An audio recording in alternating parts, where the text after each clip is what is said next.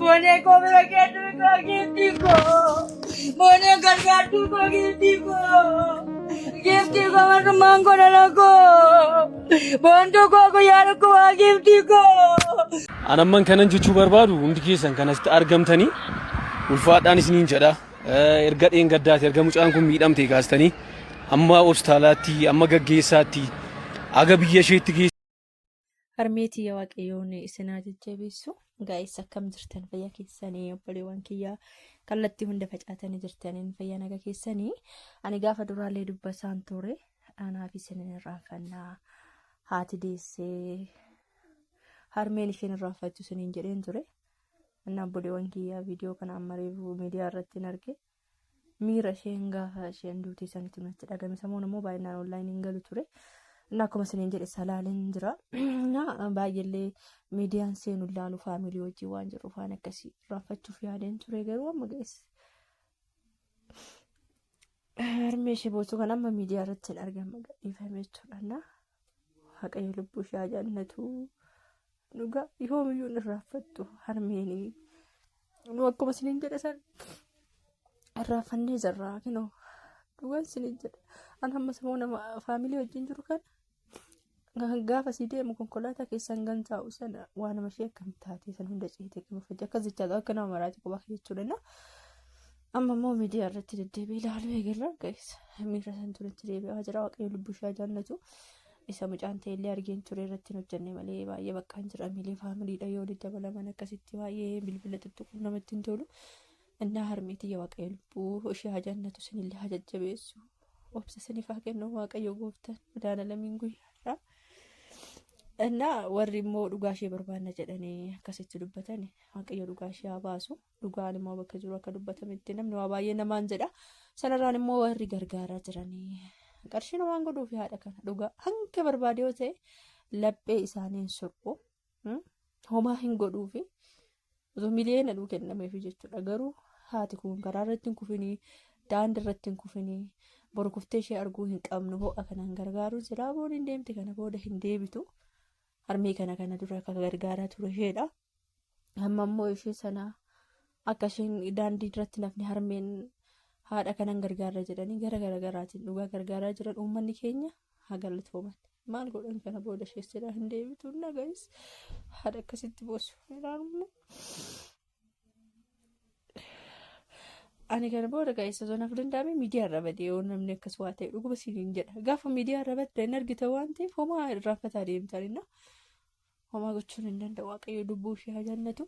Dhugaa immoo waaqatu baasa malee dhugaa baasnaadha. Innaa immoo warri dhaabbata kana akkuma sila jedhee warri suura argite san jechuudha dhaabbanni kun qarshii 100,000 fi 50,000 kan isaan gargaarani.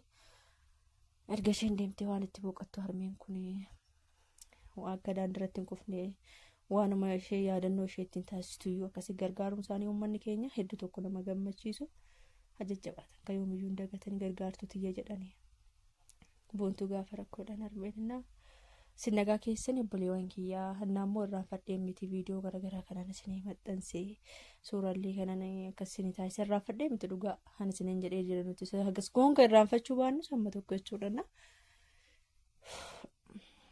Namni gaafa faajetti boqate keessattuu kan booniin akka lapheen hojjetutti taasise ilmoo harka qalleessaa taate hojjettee faajee dadhabdee gaafa akkasii jijjiiramuudhaaf immoo jijjiiramtee immoo itti jiraachuudhaaf jechuudha of dhabse. Gaa'is wantoota haasa'amaa turellee dhagaan ture jaajaasan ijaa keessa jirti isa keessa baanan akka of ajjeestu taate waan baay'ee jedha namni gaa'is amma immoo nama du'ee akkas jechuun naammoo poolisiin qorannoo taasisee.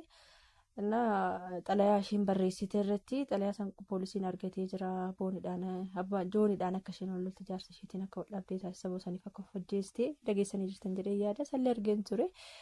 Innaa dhugaa ishee waaqayyoon haa baasu osoo jaallatu baatee dogongora isaa ta'e malee akkasittiin akkasumas akkas of dhukkubsatan natti hin fakkaatu gaa'isaan nama akkas jechuun nutti ulfaataa garuu yaadannoo isheet irratti kan isheen barreessite poolisiin finfinnee qorannoo taasise.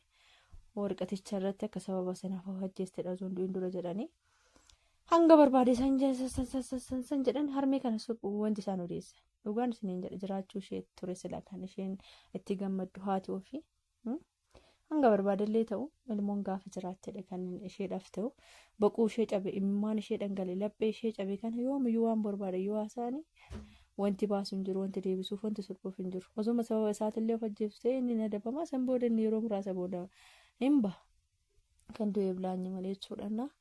Akkasan isiniin jedha obboleewwan kiyyaa hanga barbaade yoo ta'e guys obboleewwan kiyyaa daraan isiniin jedha ammallee waan barbaade yoo isin mudate haadhuma teessaniif jecha jiraadha dhuguma isiniin jedha bakka shumaaf jecha jiraadha haadha teessan hin gaddisiisina wanti hafee hafu waan barbaade yaa darboo osoo haadhuma ishee tana jiraatte kamaraattu saasistii sila aarii keessa gallee waa baay'ee raawwachuu hin qabnu akkatti cabdi baquu harmee kana imimmaan isaanii kana laala.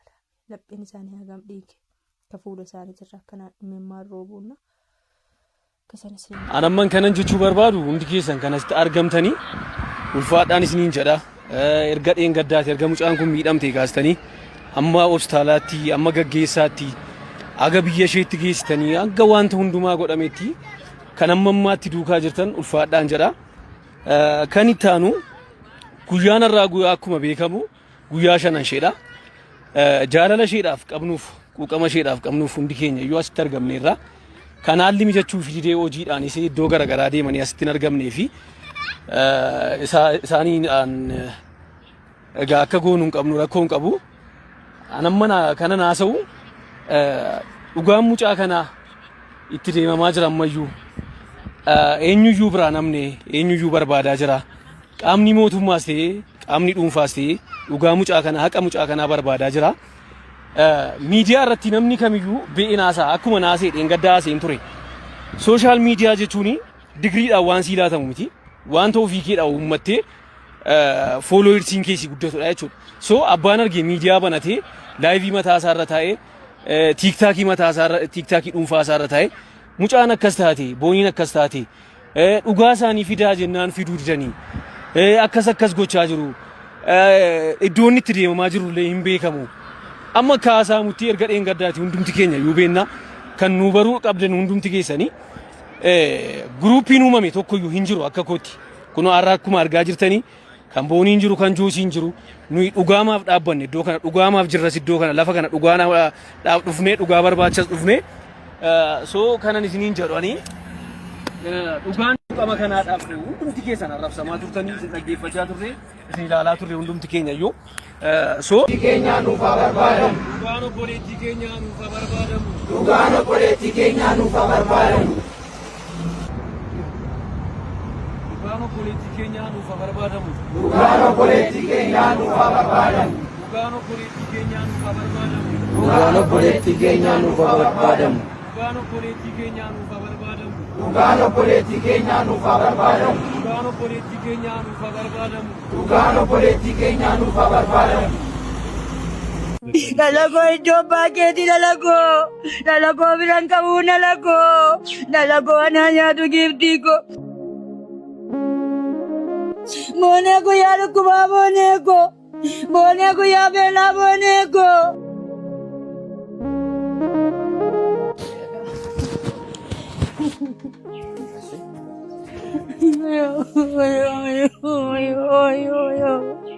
moonee ko biraan Oyo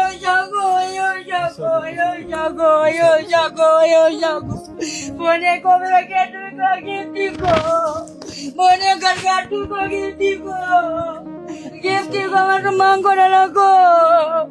Bondu ko yar ko gifti ko. Bondu ko yar kina gifti ko.